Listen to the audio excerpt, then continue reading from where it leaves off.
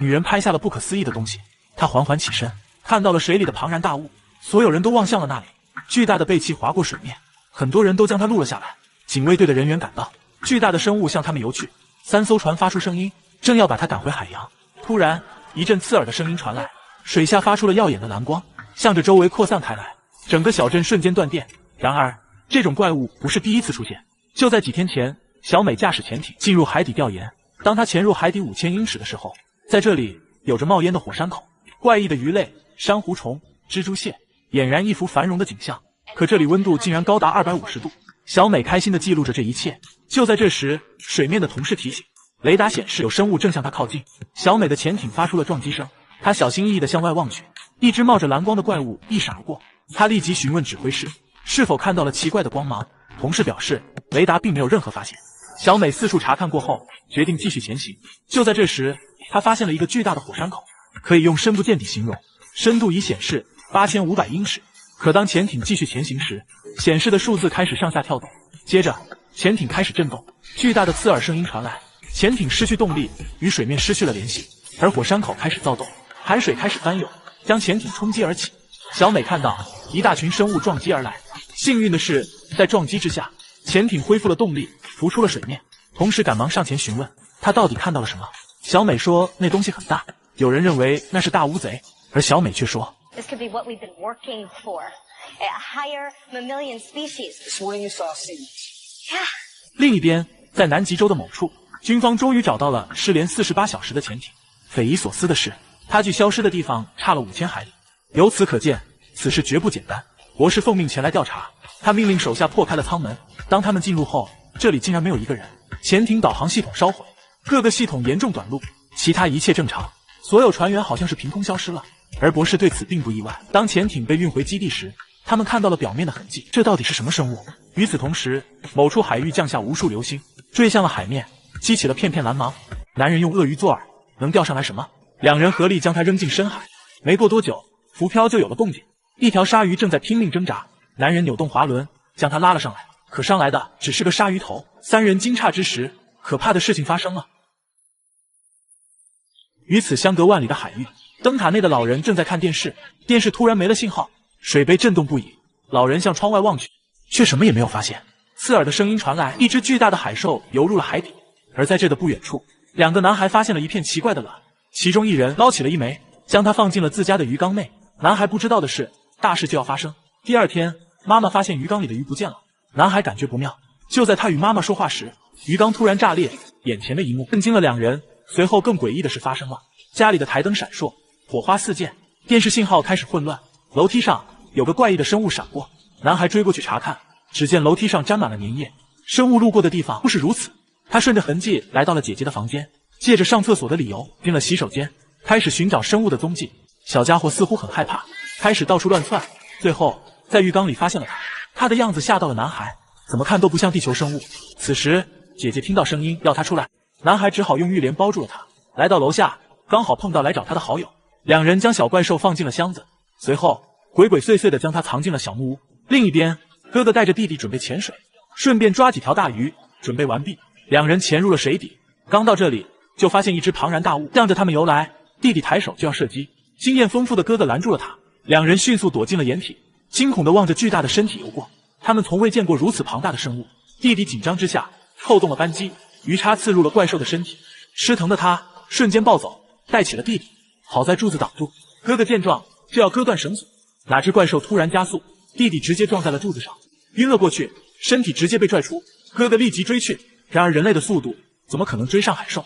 他只能眼睁睁地看弟弟被带入深海，消失在蓝芒之中。在那里还有无数的蓝光闪烁，随后氧气耗尽，便晕了过去。再次醒来，已经身处医院。妻子告诉他，弟弟还没有找到，这让哥哥陷入了深深的自责。与此同时，小美正要上班，就被博士拦下，询问他见到怪兽后有没有身体上的不适。小美表示自己非常健康，但这让她感觉有事就要发生。果然，博士话锋一转，警告小美立即停止对怪兽的调查，并没收了她所有的资料。看着自己研究被停止，小美气愤异常。 I was the one that saw it. Alone at 5,000 feet. A new vertebrate. 可博士不为所动，还要她签署保密协议。这一切都表明政府在隐藏着巨大的秘密。面对上层的压力，小美只能妥协。回到家后，她看到一则新闻，一只怪兽被冲上了海岸，可他们对外宣称那只是一头鲸鱼，并且封锁了周边海域。小美决定独自前去调查。此时的哥哥也看到了新闻，知道那正是带走弟弟的怪兽，不顾妻子的阻拦，准备去一探究竟。这束光可以切开钻石，然而他却穿不透眼前怪鱼的皮肤，而它的体型比所有已知的动物都要大。慢慢张开的嘴巴可以同时吞下20几个人，2排锋利的牙齿清晰可见。此时的体内寄生着茫蛮，它们贪婪地吸收着养分。怪兽的脊椎结构清晰，有着巨大的肺叶，很显然它是哺乳动物。博士准备用等压激光术切开海怪，可连他的皮肤都刺不破，手下只好加大能量，可皮肤依然坚若磐石。就在这时，显示器突然剧烈波动，助手感觉不妙，就要关掉机器，可同事却要等一等，还没来得及阻止，海怪的皮肤瞬间爆裂，直接将助手击飞。工作人员上前查看时，他的脸已经血肉模糊。医院内，主治医生告诉博士，助手的脸大面积损伤，右侧面颊有3平方米被腐蚀，就算康复也是彻底毁容了。博士看着满脸绷带的助手，心中有些愧疚。可就是这样，助手还不忘询问解剖的进程。护士前来查房，突然发现助手的心跳加速，脸上流出了黄色的液体，浑身颤抖不已。他立即喊来值班医生进行诊断。这时的心跳已经达到了恐怖的250下。医生请博士出去等待，开始进行抢救。此时，前来调查的小美赶到了海边，这里早已被军方封锁，理由是油轮泄漏引起赤潮，已经开始疏散居民，想要过去根本不可能。突然，一个男人冲过警戒线，被守卫直接扑倒。此人正是前来调查弟弟失踪的哥哥。不久，2人就被带到了隔离区。小美知道男人肯定有事，走上前去开始询问。哥哥向他讲述了弟弟的遭遇，并拿出了自己的笔记本，上面所画正是小美见到的海怪。随后，哥哥就被带走。工作人员要他签署保密协议，否则就起诉他。哥哥只好妥协，可这并没有打消他继续调查的决心。他再次来到海边，准备用自己所有的钱买条船出海，可老板却要他和之前的买主竞价。哥哥一看此人正是小美，他上前提议2人可以结伴而行。3人穿好夜行衣，偷偷的来到了发现海怪的岸边。借着夜色，他们潜入了草丛，远远的观察军方的活动。探照灯扫过，小美要儿子安静。就在这时，儿子看到了地上的茫蛮，吓得他惊声尖叫。这里的茫蛮已经将他们包围，小美抓住了一只，随后3人就匆忙的返回了旅店。他切开茫蛮的身体，将他的胃装进了袋子，准备从这里寻找真相。See, I can analyze these pieces and figure out what washed up on that beach. No, it's not a whale. 医院内，助手被抢救了回来，可却出现了诡异的生命体征。就在刚刚，他的心跳还是250下每分钟，现在竟然降到了5下每分钟。从生理学上说，这更像是在冬眠。医生们对此也束手无策。然而，更诡异的事情发生了。助手猛然睁眼，坐了起来，自行撤下仪器，拆开了脸上的纱布。护士闻声赶来，被眼前的一幕惊呆了。这时的助手面部已经恢复如初，哪有一点疤痕？这到底是怎么回事？博士百思不得其解。他怀疑是海兽的粘液，或许是治愈烧伤的关键，便将它涂在了手上，随后放在火上炙烤。然而手掌安然无恙。此时，同事前来报告，在一个内陆湖中出现了巨大漩涡。不久前，女孩正高兴地玩着滑翔伞，通过录像机发现，湖面上翻起了巨大的浪花，紧接着迅速扩大，形成了一个巨大的漩涡。意识到不妙，他赶紧叫好友转向，可朋友还以为他是怕了，还大声呼喊为他加油。绝望的他只能眼睁睁地看着游艇向着漩涡驶去，连同自己掉入了深渊之中。博士带人赶到时，这里已经变成了平地，一点水也不剩，只留下了巨大的孔洞，而且孔洞内的温度太高，不能派人前往。同事表示会派一个遥控车下去探查。另一边，小美找到好友前来拿取检验报告，看到结果后让他大吃一惊。数据表明，样本拥有10%的滑齿龙基因，但是这种生物早已灭绝了1亿年，不可能出现在现今。有了确凿的证据，小美决定联系博士，2人约定地点见面。博士将他带到了海面之上，他拿出检验报告，就要证明自己的发现。可博士一点也不意外，还有他看了震撼的一幕：海面之上正在冒起大片的浓烟，这里正是小美看到海怪的地方。博士表示，海怪出现在这并不是偶然，他们的出现很可能是灾难的前兆。他依然希望小美停止调查，可小美并没有因此停下脚步。她找到朋友，希望拿到当日的潜艇录音，可朋友却拒绝了她，因为她的论文涉嫌抄袭，正在进行审查。如果成立，她将失去博士学位。在此之前，任何研究机构都不能对其提供帮助。然而，陷害她的并不是博士，而是他的同事上级指派的监察员。So you're in for Korea? Because of sun, you know. Let's get to the debris. 此时的博士得到了遥控车拍下的画面，片段显示，遥控车到达了地下66英里处，看到了岩浆。由于温度过高，遥控车融化了，但它在最后一刻传回了一个不可思议的画面：一只海怪正在岩浆里畅游。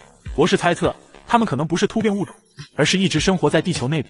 这就是为什么海怪的粘液不仅可以治愈助手的烧伤，还可以不被高温激光洞穿。这意味着一个全新的医药时代来临，也许它会是疾病的终结。同时也让博士更加坚信自己的推测，海怪刀枪不入，近乎无敌。由于它们的出现，在很多地方开始挖洞，造成了大量的火山喷发，导致所有海洋的温度都在升高。灾难很快就会来临，他决定上报官方，可监察员一再阻拦，以没有任何证据为由，想要博士停止上报。他只是看了男人一眼，便走进了会议室。与此同时，正要回家的哥哥车钥匙掉进了水坑，在里面他看到了无数蓝光闪烁，还听到了弟弟的声音，似乎弟弟并没有死。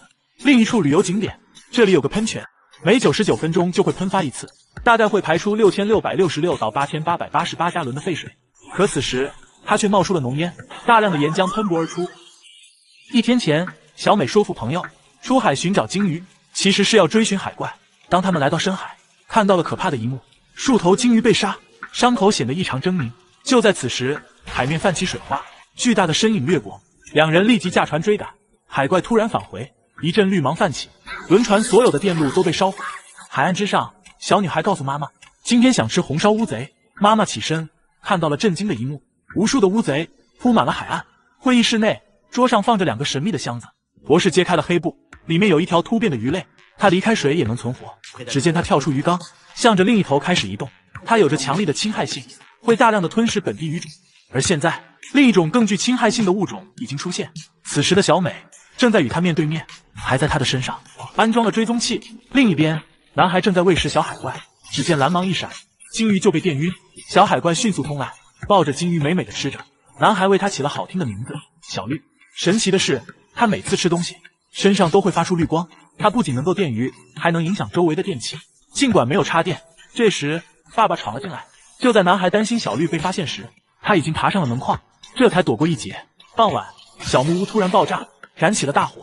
就在男孩以为小绿挂了的时候，他看到了旁边的地灯开始闪烁，终于在洗衣机里找到了正在取暖的小绿。男孩拿起鲸鱼，被他一口吞下，样子还挺可爱。男孩试着向他摸去，小绿没有拒绝，一脸享受的样子。男孩不知道的是，他的妈妈已经找来。小美的屏幕上正显示着海怪的位置，他正在向内陆移动。而博士这边，监察员也发现了追踪信号，他找到博士。Someone's tagged a live one. Who? 很明显，他们不知道是小美。此时的小绿跟着妈妈来到了外边，男孩两人找来，看着他跑进了超市。只见室内的灯开始逐一闪烁，两人追了过来，在花生堆里发现了他，一把抓去，却被小绿逃开。他们一路追进仓库，小绿害怕，启动了打钉机，一枚钉子钉在了他的身上。男孩一阵安慰，为他拔了下来。随后小绿就跑出了后门，没等去追，工作人员赶到，将两人带了出去。另一边，哥哥和小美赶到了岸边，看到了海怪巨大的身形，警卫队正要驱赶。海怪爆出绿光，瘫痪了周边的电力，之后消失不见。到了晚上，围观的人越来越多，突然出现几个神秘人，要带走小美。原来是博士找到了他，他对小美不服输的精神表示钦佩，但还是警告他，上层不希望海怪的事情被曝光。但小美表示已经晚了，很多人都拍下了海怪，可当他打开摄像机，却看到里面什么都没录下。原来海怪发出的电磁脉冲破坏了2公里内所有的电子数据，这下唯一能证明自己的证据没有了。然而转机来了，博士邀请他加入科研小组，小美会答应吗？深夜，响声传来，男孩发现小绿回来了，他打开窗户，小绿直接跳进屋内，钻进了毯子。饿了的小海怪来到厨房，吃起了海盐，一点也不觉得咸。为了不让家人发现，男孩将它放入了水池。为了博得美人欢心，男孩带她来参观。突然，这一举动吓得美女落荒而逃。妈妈找来了动管员，就要抓住小绿，可她一不小心将水池弄破了。男孩只能再次将她藏进卧室，可小绿将房间弄得乱作一团。被训斥的他爬进了衣柜，男孩就此将门堵住。不久，桌面上有碎屑落下，妈妈在接电话，没有注意天花板上出现破洞。下一秒，小绿就从天而降。妈妈回来时，发现厨房已经一片狼藉，打开壁橱，小绿窜出，吓了妈妈一跳，气得她召唤出老公，开始抓捕小绿，一声嘶吼，差点吓尿爸爸。不管男孩如何恳求，爸爸是要抓住小绿，他只好带着小绿离家躲藏。劳累的男孩睡了过去。第二天醒来，想起自己还要上学，就把小绿独自留在了这里。开船到家时，发现父母已经报了警。为了小绿的安全，他只好掉头离去。好友来到这里找到了男孩，谁知聪明的洞管员已经跟来。小绿发觉不对时，他已经冲了进来，直接向小绿电去。突然绿光一闪，自己被电晕了过去。二人只好带着小绿再次逃跑，路上却碰上警察，将他们拦下。两人缓缓后退，转身就跑，箱子却被大门卡住。男孩只好打开笼子，放出小绿，来到一处加油站。他们被一个男人看到，男孩打电话求助姐姐。两人一兽正在等待之时，来的却是警察。原来是男人报的警，他还想和警察一起行动，可却没有任何发现。此时的两人已经开上了男人的车，逃离了这里。还没走出多远，就撞上了警察。好友急忙掉头，不料却倒下了路面，车轮卡在了沙子里。警察赶到，捉住了好友。男孩则带着小绿跑向了大海，他们一起走了进去。男孩向着小绿告别，让他离开这里。岸边，他的父母已经来到了这里，呼喊着儿子。男孩不舍得让小绿快走，小绿这才一头扎进了大海。另一边，博士还在苦苦思索，这些海怪到底来自哪里。当他看向瓶中的海葵时，突然有了想法。他兴奋地找到助手，说出了自己的发现。因为海葵基因链的特殊，他终于知道海怪的来源了。博士立即找到监察员，听到这个消息，他马上向上级汇报，准备让博士前往首府。可他刚和监察员分开，一辆汽车驶过。监察员不仅隐瞒了博士的发现，还用其他理由支走了调查员，似乎在筹划什么阴谋。随后，实验室就来了一群神秘人。助手察觉不对，拷贝了资料，带着一份珍贵的样本离开。大量人员对其追捕，他只好带走了最重要的。逃跑时不小心撞上了实验仪器，刺中了自己的背部。当他将一把钥匙交给小美后，就因失血过多而死。所有知道海怪的人正在一个接一个的离奇死亡，这让小美意识到海怪的背后一定藏着天大的秘密。一番思考之下，二人决定继续调查。他和哥哥来到仓库，看到了那株神奇的生物。就在此时，一辆汽车出现，停在了仓库的旁边。哥哥意识到不对，两人躲在一旁准备应战。大门被推开，哥哥正要攻击，原来是仓库管理员，竟是虚惊一场。当他们把资料搬回家时，二楼发出声音，还有人在望风。他们知道危险来临，迅速开车离去。此时，监察员出现在了阳台，小美望着他，更加深信此事绝对不简单。两人只好乘坐朋友的飞机，躲到了他的岛上。他们查看失踪人口资料，发现政府知道怪兽已经有了4年之久，却从未对外公开过，这让两人坚定了查下去的决心。不仅为了被带走的弟弟，还为了所有人的安危。夜里，当小美打开冰箱，看到了令她震惊的一幕，那个海葵居然发芽了，它闪烁着幽幽的绿光，伸展出的枝条竟然在吸取电力，这让小美终于知道了海怪的来源。通过对比资料，她推算出了海怪的所在。二人想要前往，可却没有潜艇。此时，好友提出可以用这个锅炉改造成潜艇，史上第一台无动力锅炉潜水艇诞生了。准备好一切，他们决定下潜。好友用钢缆缓缓将锅炉放入水中，在这里，无数的深海鱼类游过。此时，小美发现窗户在漏水，好友停下电机，想要将他们拉上来。突然，一阵吼声传来，不顾好友的劝阻，二人决定继续下潜。当到达2500米时，他们看到了绿色的洞穴，巨大的身影从潜艇旁边游过。海面上，船只仪表突然爆裂，好友看到了可怕的景象，潜艇猛地停住，随后急速下落。无论小美如何呼叫，都没得到回应。最后，锅炉潜艇砸在了洞穴边缘，他们看到链接的钢缆已经断掉。小美准备启动救生筏，可哥哥却不想帮忙。他转头向外望去，小美过来查看，钢缆的一头已经落下，缓缓坠入深渊。带动其他部分开始下沉，重达2吨的钢缆将他们带入了无底的深渊，最后重重地砸落在海底。他们在此将度过奇幻的5小时。首先要做的就是恢复电力，打开救生筏。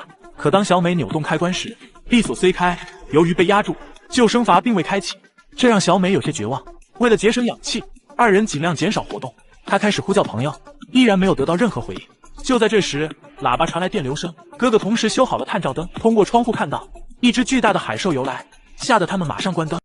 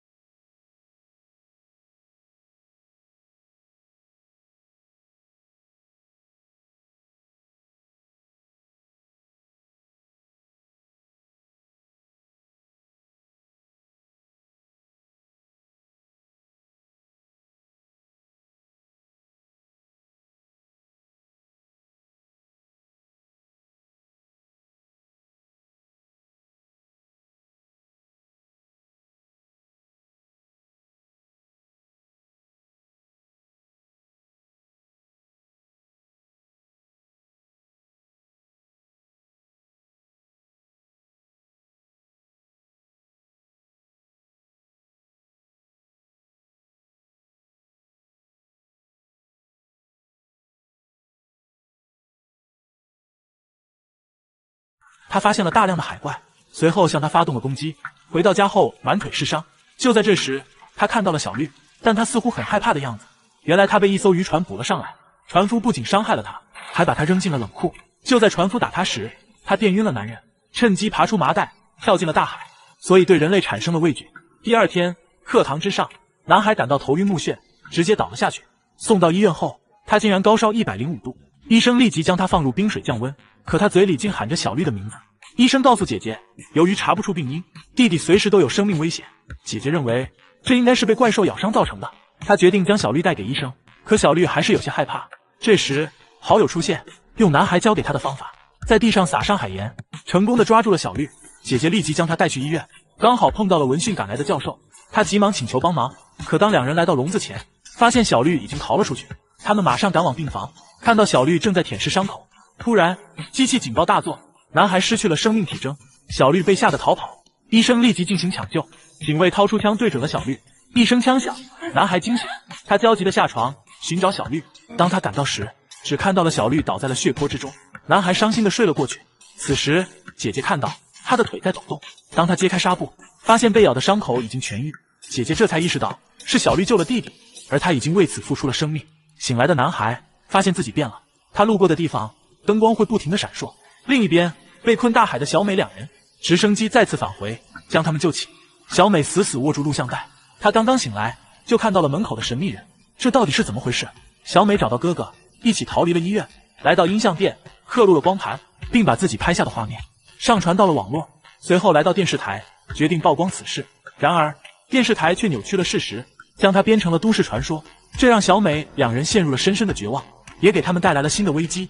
3名神秘人来到了他们住的地方，二人心知不妙，堵住门口，迅速逃离了这里。在楼道之中遇到了来人，哥哥将他拦下，解决了神秘人。看到证件，竟是情报部门，他们意识到此事已经无法回头。二人来到记者的家，寻求帮助。就在小美查询资料之时，一封神秘邮件出现，屏幕开始闪烁，一个沙哑的声音发出，显然是个黑客，他想要小美提供原始样本，研究一下他发现的新物种。两人并不相信他，黑客表示如果自己想要伤害他们，早就动手了。随后屏幕显示地图开始慢慢放大，出现了小美两人的身影，二人只好同意。当两人来到指定地点时，来人提出只见小美一人。当他独自来到这里时，女人说出了一个惊天的秘密，那些海怪是她设计的。 You made this idea. Why would you do such a thing? 1天前，男孩悲伤地抚摸着小绿的尸体，下一秒他好像听到小绿发出了声音，他以为自己出现幻觉时，喷嚏声传来，小绿竟然活了过来，随后窜下试验台，躲进了柜子里。他是被人类打怕了。男孩立即捞出一条鱼，放到了小绿面前，这才让他慢慢放下了戒备。教授请求男孩协助实验，对小绿进行研究，承诺绝不会伤害他。他们将小绿放入鱼缸，在男孩的协助下进行实验。可小绿对于投来的食物显得无精打采。男孩察觉了小绿的异常，他想要教授停止试验，可却被赶出了这里。当他再次返回时，他们正准备对小绿进行活体试验，男孩上前阻止，却被教授拦下，并禁止他再进入实验室了。男孩意识到自己被骗了，看着试验台上的小绿，他感到深深的自责。好朋友正要安慰他，男孩竟然放出了电。突然他出现了某种感应，就听到一个人在海边大喊，与他一同潜水的好友不见了。远处的海面绿芒闪动。第二天，众人开始找寻，人们只发现了断臂残肢。与此同时，水族馆内的小绿发了狂，教授希望男孩能够安抚他。他在地上撒了小绿爱吃的海盐，他才慢慢的爬了出来，眼里还有一丝警惕。当他看到男孩的眼眸变成树瞳时，小绿爬进他的怀里，撒起了娇。大厅内，人们对被吃男孩展开了讨论，大部分人支持消灭小绿的同类，警员还希望对小绿进行标记，利用它找到海怪。迫于压力，男孩只好答应帮忙。他来到水池边，呼唤出小绿，趁他放松警惕时，打出了追踪器。看着痛苦的小绿，让他更加自责。人们利用追踪器找到了小海怪的聚集地，并用轮船将他们驱赶到了岸边。海怪一靠近，众人纷纷开枪射击，一只怪兽中枪倒地，男人拎起它炫耀。下一秒，很明显，他们低估了海怪的恢复速度。凭借着数量的优势，小海怪们反客为主，咬得人类节节败退。很快人们就溃不成军。男人想要开车逃走，几只海怪冲出，撞碎了玻璃。他拿出螺丝刀反抗，紧接着就被咬住了手腕。千钧一发之际，男孩赶到，他认出了小绿，上前向他表示抱歉，之后取下了追踪器。男人这才躲过一劫。此时身后传来喊声，原来是朋友已经被包围。男孩要他来到自己身边，深情地夸赞着好友的美丽，随后就带着无数的海怪走进了海里。另一边，小美两人还在调查，到底是谁支持女人制造了海怪。根据线索，他们来到一家工厂，可这里早已人去楼空。就在哥哥搜查到一个房间时，听到了小女孩的哭声，一个声音传来。哥哥想要帮她，女孩起身。餐厅内，他不停地给食物加盐，人类的食物已经不适合他的口味了。突然，男孩有所感应，一转头看到了找来的小绿，他直接跳上了座椅，这可吓坏了老板娘。老板拿起枪对准了小绿，男孩起身阻止了他。他们带着小绿来到海边，告诉他赶紧离开。可小绿望着男孩，似乎希望他一起。男孩再次下令，他才跳进了海里，带着族群离开了这里。另一边，哥哥正被神秘生物袭击。小美听到声音后，迅速向那里赶去。怪物异常的愤怒，按着哥哥在地上不停的摩擦。小美来到，奋力拉开一条门缝，之后连开数枪，彻底激怒了怪物，猛地向他扑来。幸好有大门阻挡，只能看着他逃离了这里。好在小美刚刚找到了线索，哥哥受伤也不严重。他们根据线索来到一所大学，找到了那家公司创始人的资料，在一卷1957年的录像带内记录了当时的一次科考。他们在一处高原地区发现了一株神秘植物，而更让他们震惊的是，监察员竟然带回了旅馆，指着画面中的男人，问他为什么会出现在1957年。然而，监察员也是一脸疑惑。小美终于意识到，监察员可能和海怪一样，是那个神秘组织克隆出来的。哥哥想要问出更多的信息，可监察员宁死不说。在他掉落的手机中，哥哥发现了一个工厂的地址。深夜，他来到了这里，想要跟随送货车进去，可惜这不是拍电影。他高估了自己的实力，正在无奈时，他又心生一计，使用传统手艺碰瓷。他假装受伤，吸引司机下车，随后一拳将他打晕。终于来到了工厂里，进入车间，他看到了震撼的一幕。学校内，看着回来的男孩，同学们都把他当作怪物，甚至在他的储物柜里放满了鱼虾。放学时，一人将男孩推倒，上去就是一阵拳打脚踢。男孩怪兽能力爆发，将其电晕，吓坏了所有人。晚上，警察来到家里，要带男孩回去调查。不久，同学的父亲也带人来到了这里，完全不顾阻拦，强行闯了屋内，就要将男孩抓走。危急时刻，警长开枪警告，并让他们听一下应急广播。原来，在150英里外的波多黎各海岸发生了9.4级地震，巨大的电磁海啸已经摧毁了很多城市，正在向此处袭来。小镇即将面对史上最大的灾难。海底5000英尺，它的同类正在咬穿地球，海底瞬间暴动，火山喷薄而起，造成了史上最大的电磁海啸，正在向城市袭来。朋友担心男孩，来到了他的家，发现他们早已离开。这时，他的摩托车被抢，追逐时还被推倒，晕了过去。男人骑车来到了港口，男孩看到了，直接将他拎起询问情况，之后就跳下了轮船。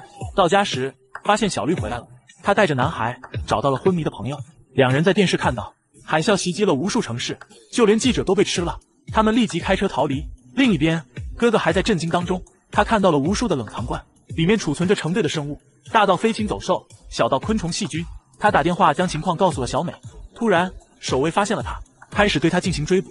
当哥哥来到2楼，看着眼前巨大的洞穴，他明白了，这是公司建立的诺亚方舟，毁灭世界正是他们的计划。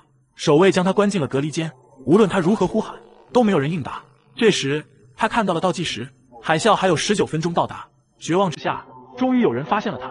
哥哥请求开门，刚要成功时，守卫撵走了来人，随后持枪就要进来。哥哥抵住房门，用键盘砸的守卫丢掉了枪，两人扭打在一起，守卫将他按倒在地，之后拿起了掉落的枪，哥哥一把将他推到屋外，守卫开枪射击，好在玻璃是防弹的。最后的撤离声响起，守卫不得不离开，哥哥彻底被锁在了这里。一转头，他看到了掉落的手机，他给小美打去了电话。小美赶到了这里，误打误撞下来到了监控室，打开了所有房门，顺利的救出了哥哥。他们来到地面，想要拦下汽车，却没有一个人肯停下帮忙。此时，男孩开着车来到了这里，直接冲着他们撞来。男孩一个急刹车，停在了路边。哥哥气愤的就要揍他，发现还是个孩子，忍住了怒火。几人迅速上车逃离这里。当他转头看到小绿时，差点吓得原地起飞，而小美却是一脸兴奋，因为她知道这正是海怪的幼崽，立即和男孩聊了起来，感觉相见恨晚。